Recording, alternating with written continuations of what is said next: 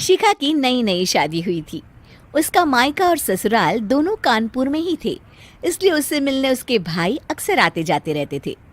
ये बात शिखा की सास मीना को बिल्कुल पसंद नहीं थी। मम्मी जी, आज राहुल भैया आ रहे हैं। कौन, तेरे चाचा का लड़का? जी मम्मी जी। अरे पर वो तो दिल्ली में रहता है ना। हाँ मम्मी जी, उन्हें कल सुबह दिल्ली के लिए निकलना है, तो वो आज मुझसे मिलते हुए कल सुबह यहीं से निकल जाएंगे। हमने तो धर्मशाला खोल रखी है ना। कुछ कहा क्या मम्मी जी?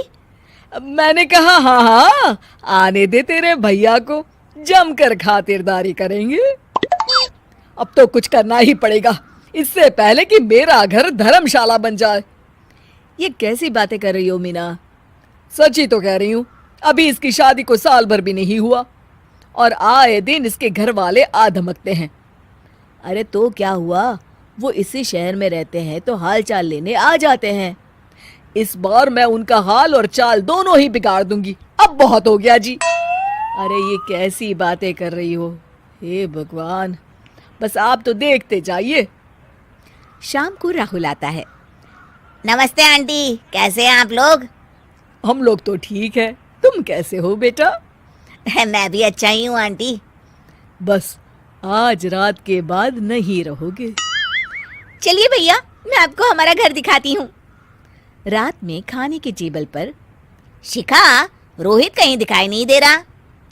जी भैया, वो ऑफिस के काम से बाहर गए हैं, कल शाम तक आएंगे। अच्छा अच्छा। बेटा, क्या तुम भूत प्रेत में मानते हो? नहीं नहीं आंटी जी, पर अचानक आपको ये ख्याल कहाँ से आ गया?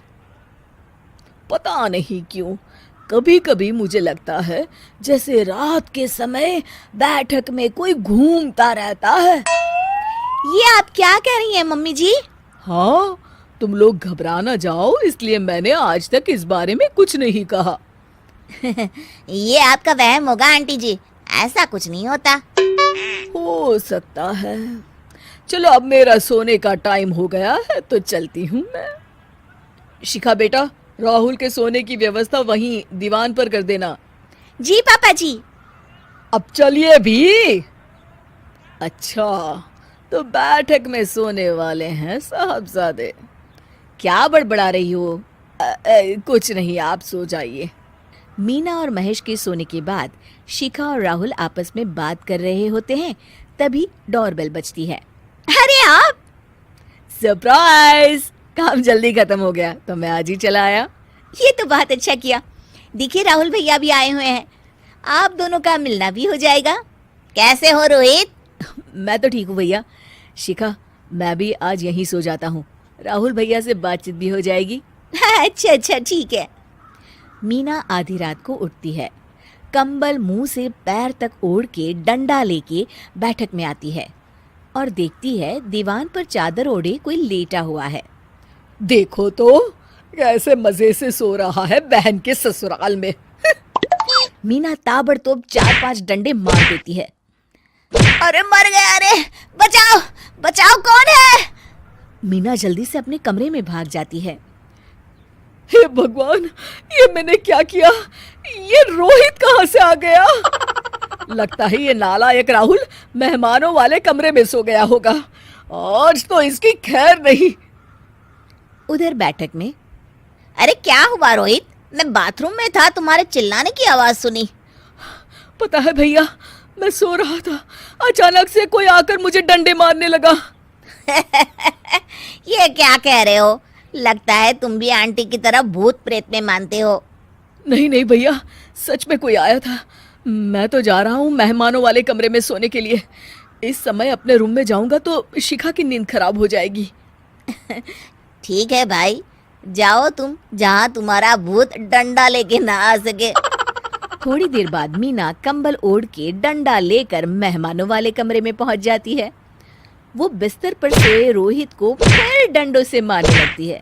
अरे मर गया, अरे मर गया। तू भूत प्रेत में नहीं मानता ना? ये ले, अब डंडे खा। हैं?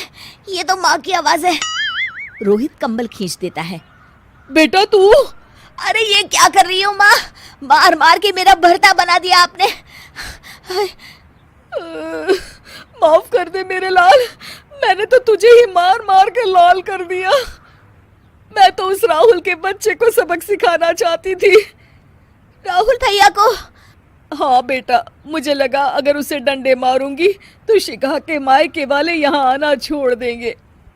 हे भगवान, माँ ये घर शिखा का भी है, उसके घर वाले जब चाहे आ सकते हैं। हाँ बेटा, आज मुझे भगवान का इशारा समझ में आ गया। मैं कितना गलत करने चली थी और अपने ही बेटे को चोट पहुंचा दी। अब चुपचाप जाके सो जाओ माँ, और किसी को कुछ बताने की जरूरत भी नहीं है। शिक्षा दूसरों का बुरा चाहने वालों के साथ भी बुरा ही होता है।